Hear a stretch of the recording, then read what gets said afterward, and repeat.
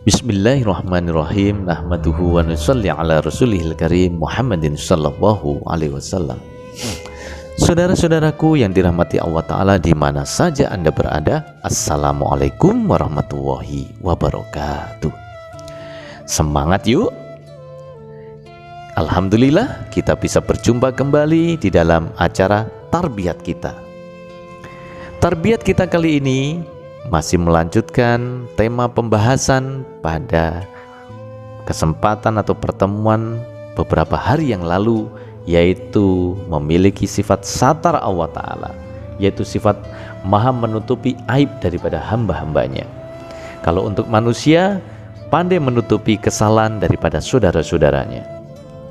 Pada beberapa hari yang lalu kita mengetengahkan daripada sebuah doa yang sangat indah yang diajarkan Rasulullah SAW. Allahumma inni as'alukal afiyata fid dunya wal akhirah. Allahumma inni as'alukal afwa wal afiyata fid dini wa dunyaya wa ahli wa mali. Allahumma astur aurati wa amin rawati. Allahumma hfadhni min baini yadayya wa min khalfi wa an yamini wa an shimali wa min fawqi wa a'udzu bi'azamatika an ughtala min tahti. Sahih Ibnu Hibban. Ya Allah, aku memohon keselamatan dunia dan akhirat padamu. Aku memohon ampunan dan keselamatan agama, dunia, keluarga dan hartaku. Tutupilah segala kekuranganku, tenangkanlah hatiku, jagalah depan, belakang, kanan, kiri dan atasku ya Allah. Aku berlindung padamu dari musibah yang tak terduga yang datang dari bawahku. Saudara-saudaraku yang dirahmati Allah Ta'ala, doa yang sangat indah, yang sangat menarik ini perlu kita aplikasikan dalam kehidupan kita. Di sini ada kalimat Allahumma astur aurati wa amin rawati. Ya Allah, tutupilah kekuranganku, kelemahanku, aibku, dan tenangkanlah hatiku. Kalau kita ingin tenang hati kita, pikiran kita, tidak dirundung kecemasan, tentu dengan cara aib kita tidak diketahui oleh orang lain. Bagaimana caranya? Berdoa kepada Allah Ta'ala, Allahumma astur aurati, ya Allah tutupilah aibku, kekuranganku. Jadi dengan itu kehormatan, wibawa tetap indah di hadapan orang lain. Tentu hal ini tidak sekedar itu saja, tapi harus ada perubahan, perbaikan di dalam diri kita, bertobat kepada Allah Ta'ala, sehingga benar-benar kita menjadi orang-orang yang bersih dari aib, dari keburukan di dalam diri kita, menjadi orang yang muttaqi. Saudaraku yang dirahmati Allah Ta'ala, pada beberapa hari yang lalu kita sampaikan bahwa kalau kita ingin aib kita ditutupi oleh Allah di dunia maupun di akhirat, hendaknya kita bisa menutupi aib atau kekurangan daripada saudara-saudara kita.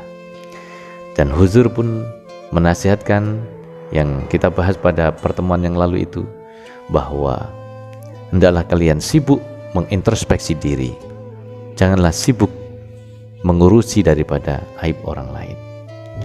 Saudaraku, berkaitan dengan ini Rasulullah SAW bersabda, sesungguhnya Allah itu pemalu dan suka menutupi aib. Hadis riwayat Abu Dawud. Coba kita perhatikan sabda Rasulullah ini. Sesungguhnya Allah itu pemalu. Allah saja pemalu. Dia malu mengumbar atau mengemukakan daripada aib hamba-hambanya. Allah malu membuka daripada dosa-dosa daripada hamba-hambanya. Coba kita perhatikan saudaraku, selama ini bukankah sifat satar Allah Ta'ala ini bekerja di dalam diri kita, mengejawantah di dalam diri kita, dalam kehidupan kita? Jika bukan karena Allah Ta'ala menutupi kesalahan kita, kita tidak menjadi terhormat di hadapan orang lain. Jadi kita harus malu mengungkap kelemahan daripada orang lain di hadapan banyak orang, atau menceritakan keburukan saudara-saudara kita. Insya Allah dengan rasa malu itu malu mengungkap keburukan orang lain, aib orang lain, Allah akan menutupi daripada keburukan di dalam diri kita. Dan di sini ada kata-kata Allahumma astur aurati, ya Allah tutupilah auratku. Aurat ini artinya hal yang paling memalukan jika dibuka. Artinya keburukan, kebiasaan buruk yang ada dalam diri kita, semoga Allah menutupinya. Amin. Kemudian di dalam hadis yang lain Rasulullah SAW bersabda, pada hari kiamat Allah Ta'ala akan melindungi manusia dengan sifat rohaniatnya, yakni dia menanyai manusia apakah benar telah melakukan perbuatan mungkar hal ini dan itu, melakukan perbuatan mungkar atau buruk ini dan itu. Manusia akan menjawab, iya ya Allah. Namun Allah akan berkata, aku telah menutupi berbagai kekhilafanmu pada waktu itu, dan kini pun aku akan berbuat yang sama, menutupinya lagi. Saudaraku, begitu indah sabda Rasulullah SAW, begitu menarik perlakuan Allah Ta'ala kepada hamba-hambanya ini. Dengan rahimiatnya, dengan kasih sayang Allah Ta'ala, Allah rela menutupi kelemahan-kelemahan diri, aib-aib diri kita, aib-aib daripada hamba-hambanya. Di dunia Allah menutupinya, di akhirat Allah menutupinya. Kita matur nuwun sekali kepada Allah Ta'ala. Saudaraku, coba kita perhatikan dalam kehidupan di masyarakat. Kita dapatkan ada kebiasaan yang tidak baik. Saat bertemu satu sama lain, berkumpul-kumpul di suatu pertemuan, bahkan di masjid, di pengajian, menjadi kebiasaan menceritakan, membicarakan kelemahan-kelemahan saudaranya. Di sawah ngobrolin itu, di rumah ngobrolin itu, di pengajian menceritakan hal yang sama, di arisan menceritakan keburukan kawan-kawannya, di kondangan pun demikian, dan sebagainya. Ini kebiasaan yang tidak baik. Dan Allah Ta'ala tidak menginginkan hamba-hambanya seperti ini. Rasulullah melarang hal ini. Sejatinya, saudaraku, tidak ada seorang pun di dunia ini yang tidak memiliki aib, kelemahan, dan kekurangan. Seseorang terlihat hebat, berkarisma, terhormat, hanya karena Allah Ta'ala telah menutupi aibnya selama ini. Sehingga hanya kebaikan saja yang terlihat di hadapan orang. Bagaimana jadinya jika Allah Ta'ala membuka aib kita? Tentu tidak ada lagi yang bersimpati pada kita. Untuk itu diharapkan kita sebagai hamba Allah yang banyak kelemahan juga bisa memiliki sifat satar Allah Ta'ala ini, pandai menutupi kelemahan, kekurangan, atau aib daripada saudara-saudara kita. Konsep menutupi sifat satar Allah Ta'ala ini tidak ditemukan pada konsep sifat Tuhan pada agama lain. Hanya Islam yang mengajarkannya.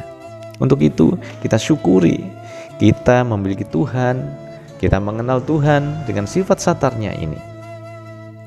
Rasulullah SAW berkaitan dengan ini juga bersabda bahwa berbahagialah orang yang disibukkan dengan aibnya sendiri, sehingga ia tidak sempat memperhatikan aib orang lain. Nah, kita harus sibuk dengan kelemahan diri daripada kelemahan saudara-saudara kita. Kemudian di dalam kesempatan yang lalu kita menyampaikan bahwa tidaklah seseorang yang menutupi aib orang lain di dunia, melainkan Allah akan menutupi aibnya di hari kiamat kelak. La yastaru abdun abdan fit dunya illa satarahu wahu yaumal qiyamah. Rasulullah SAW mengajarkan demikian kepada umatnya agar tidak terjadi kekacauan yang lebih parah di masyarakat. Karena dengan mengetahui aib orang lain, dosa orang lain, keburukan orang lain, menjadi pembicaraan di sana sini, diceritakan ke sana kemari, ketentraman tidak akan terjadi. Untuk itu kita harus menjaga kehormatan, karisma daripada saudara-saudara kita dengan cara menutup rapat-rapat apa yang pernah diperbuat atau hal yang buruk di dalam diri daripada saudara-saudara kita itu. Karena itu Allah itu senantiasa menutupi aib pada diri kita. Kita harus terima kasih padanya. Kita selamat, kita harus menyelamatkan saudara kita juga. Maka janganlah sekali-kali kita sibuk mengorek aib orang lain, padahal aib diri sendiri yang begitu banyaknya telah Allah tutupi. Sekali lagi, karena Allah itu senantiasa menutupi aib yang ada dalam diri kita, maka janganlah sekali-kali kita sibuk mengorek daripada aib orang lain, menguping apa sih kesalahan orang ini, apa sih keburukan orang ini, apa yang telah diperbuat dan sebagainya. Tidak usah seperti itu. Saudaraku, kemudian Rasulullah SAW telah mengabarkan juga tentang seorang yang terang-terangan dan tidak malu-malunya dalam berbuat maksiat terhadap orang lain. Berbuat maksiat termasuk golongan yang tak akan diampuni kesalahannya oleh Allah Ta'ala. Nauzubillah min dzalik. Saudaraku yang dirahmati Allah Ta'ala, sabda Rasulullah SAW, setiap umatku dimaafkan kecuali orang yang terang-terangan melakukan maksiat. Dan termasuk terang-terangan adalah seseorang yang melakukan perbuatan maksiat di malam hari, kemudian di paginya ia berkata, menceritakan kepada yang lain, wahai fulan, kemarin aku telah melakukan ini dan itu, padahal Allah telah menutupnya, dan di pagi harinya ia membuka tutupan Allah atas dirinya. Hadis riwayat Bukhari Muslim. Jelas bahwa Allah menghendaki hambanya merasa malu dan menyesal bertobat setelah berbuat maksiat, berbuat keburukan, dosa. Itulah sebabnya Allah menutupi aib kita. Mengapa kita kemudian mau membongkarnya, menceritakan di hadapan orang dengan terang-terangan, aku telah berbuat ini dan itu, tanpa secuil rasa malu pun. Padahal Allah sudah membuat tabir, tutup dalam diri kita, sehingga kita tetap terhormat di hadapan orang. Kita membuka sendiri aib kita. Saudaraku yang dirahmati Allah Ta'ala, ternyata Allah memberikan semacam tabir penutup kepada manusia. Setiap diri kita ini diberi hadiah oleh Allah Ta'ala sebuah tabir. Ini sangat istimewa, patut disyukuri. Tabir penutup, orang lain tidak melihat keburukan dalam diri kita. Ada sebuah hadis yang lain mengabarkan bahwa Allah Ta'ala menutupi mukmin dengan tabir yang tak terbatas. Namun setiap kali seorang mukmin melakukan perbuatan dosa, terkoyaklah tabir penutupnya itu, hingga akhirnya tak tersisa lagi. Maka Allah pun memerintahkan para malaikatnya untuk menutupi aib mukmin tersebut dengan sayap-sayapnya. Bila ia bertobat dari berbagai kesalahannya, Allah pun memperbaiki kembali tabir penutupnya itu, bahkan hingga 9 lapis. Akan tetapi bila ia tidak bertobat, maka Allah pun memerintahkan para malaikat untuk meninggalkan orang itu. Maka segala kesalahan dan dosa orang itu pun menampak atau mengemuka.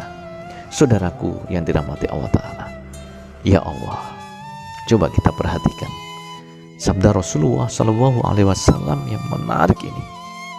Allah menutupi mukmin dengan tabir. Jadi Allah itu benar-benar membuat sebuah tabir di dalam diri kita, membentengi sekitar kita. Orang lain tidak tahu apa yang kita lakukan, keburukan apa yang ada dalam diri kita, karena Allah menutupnya. Gak usah diceritakan pada orang lain. Atau juga kita mau melubangi kehormatan orang lain dengan menceritakan aib orang lain itu, sehingga Allah pun akan menceritakan atau mengemukakan keburukan kita, sehingga tabir yang ada dalam diri kita pun akan berlubang. Allah menutupi mukmin dengan tabir yang tak terbatas. Coba. Namun setiap kali seorang mukmin melakukan perbuatan dosa, ya tabir itu terkoyak sedikit demi sedikit, sobek. Penutup itu akan terkoyak hingga akhirnya tak tersisa lagi. Oleh karena itu Allah pada saat manusia sudah tak tersisa lagi tabirnya demi hambanya, walaupun hamba itu banyak berbuat kesalahan atau dosa, Allah Maha Rahim, Maha Rahman, memerintahkan malaikatnya segera menutupi aib daripada mukmin, daripada hamba Allah yang kehabisan penutup tadi dengan sayap-sayapnya. Subhanallah. Bila ia bertobat dari berbuat kesalahan, Allah pun memperbaiki kembali tabir penutupnya itu. Jadi jika kita bertobat dari kelemahan-kelemahan kita, kesalahan-kesalahan kita, Allah akan membuat tabir yang baru lagi dalam diri kita, memperbaiki lagi. Jadi orang lain tidak tahu, kita tetap terhormat di hadapan orang lain, di hadapan keluarga kita. Bahkan hingga 9 lapis loh Allah Ta'ala itu membuat tabirnya, 9 lapis. Ya ini ukuran Allah Ta'ala ya, sulit kita tafsirkan 9 lapis itu. Artinya Allah membuat tutupan yang begitu tebal sehingga kita tetap berkarisma, berwibawa di hadapan orang lain. Akan tetapi bila seseorang tidak bertobat ya, maka Allah akan memerintahkan malaikat juga, wah orang itu nggak tobat-tobat, dia sudah berbuat salah, ya udahlah, siapa tahu dia nanti berubahlah, bertobat, segera tutupi dia, seolah-olah kan gitu, dengan sayap-sayap malaikat. Kemudian kalau dia bertobat, Allah akan mengembalikan tutupan itu, diperbaiki, dibikin yang baru malahan, ya. Dan kita menjadi terhormat lagi, nggak khawatir, nggak usah takut, karena doa Allahumma stur aurati tadi. Nah, kemudian apabila seseorang yang nggak bertobat, nggak mau bertobat, nggak bosan dengan kelakuannya, nggak istilahnya bandel ya, Allah memerintahkan malaikat, tinggalkanlah dia. Yang dia nggak mau tobat, tinggalkan segala kesalahan dan dosa, biar nampak sendiri itu di hadapan orang lain, karena dia seperti itu, nggak berubah-ubah. Sudah diingatkan, nggak berubah-ubah. Nah, seperti itu gambaran bahasa manusia, seperti itu, saudaraku yang dirahmati Allah Ta'ala. Kemudian di sebuah riwayat yang lain dijelaskan, Rasulullah SAW bersabda, barang siapa yang tidak menutupi aib seorang muslim, maka Allah akan menzahirkan aib dan kekurangannya, sehingga ia akan dihinakan di rumahnya sendiri, dalam keluarganya. Ya Allah, coba perhatikan ini, takutlah pada semua ini. Kita harus takut pada Allah Ta'ala, mohon kepadanya menutupi semua aib-aib kita. Bahkan di hadapan keluarganya sendiri gak segan-segan, Allah pun akan menzahirkan aib atau kekurangannya itu, jika kita tidak bosan dengan mengurusi aib orang lain. Oleh karena itu, tutupilah aib saudara kita, Allah akan menutupi. Allah akan memberikan benteng penutup pada diri kita. Kita tetap terhormat, orang lain gak tahu bahwa kita punya kelemahan. Kemudian berkaitan dengan ini, Hadrat Khalifatul Masih Al-Khamis Ayatullah Ta'ala bin Nasir Aziz bersabda, jadi lihatlah betapa keras peringatan itu di dalam diri kita. Semua kekurangan-kekurangan itu ada. Maka apabila Allah menzahirkan aib lalu menghinakan manusia, maka seorang tidak akan mendapatkan tempat untuk berlindung. Nah, seperti ini. Kemudian Huzur juga bersabda, jika ada kelemahan seseorang yang secara tidak disengaja diketahui olehnya, maka menutupinya adalah merupakan hal yang sangat penting, sangat perlu. Perhatikanlah bahwa sifat satar Allah lah yang karenanya dosa-dosa itu dimaafkan. Nah, ini sabda Huzur, mudah-mudahan bisa kita amalkan. Kemudian saudaraku, cara Allah menutup aib hambanya itu ada di sebuah kisah yang patut kita perhatikan di sini.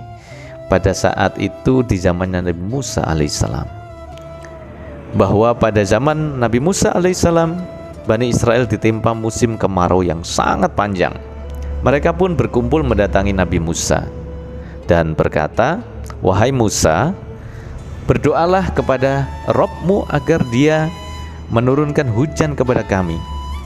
Maka berangkatlah Nabi Musa alaihissalam bersama kaumnya menuju padang pasir yang luas bersama lebih dari 70.000 orang. Mulailah mereka berdoa di sana dengan kondisi yang lusuh, penuh debu dan haus lapar. Nabi Musa berdoa, wahai Allah, kami turunkanlah hujan kepada kami, tebarkanlah rahmat-Mu, kasihilah anak-anak dan orang-orang yang mengandung, kasihlah anak-anak dan orang-orang wanita-wanita yang mengandung. hewan-hewan dan orang tua yang ruku dan sujud kepadamu. Namun sungguh aneh, tetap saja langit terang benderang, matahari justru bersinar, makin kemilau. Kemudian Musa berdoa lagi, wahai Tuhanku, berilah kami hujan, berilah kami hujan. Allah pun berfirman kepada Musa, wahai Musa, bagaimana aku menurunkan hujan kepada kalian, sedangkan di antara kalian ada seorang hamba yang bermaksiat selama 40 tahun yang lalu. Keluarkanlah ia di depan manusia agar dia berdiri di depan kalian semua, karena dialah aku tidak menurunkan hujan untuk kalian.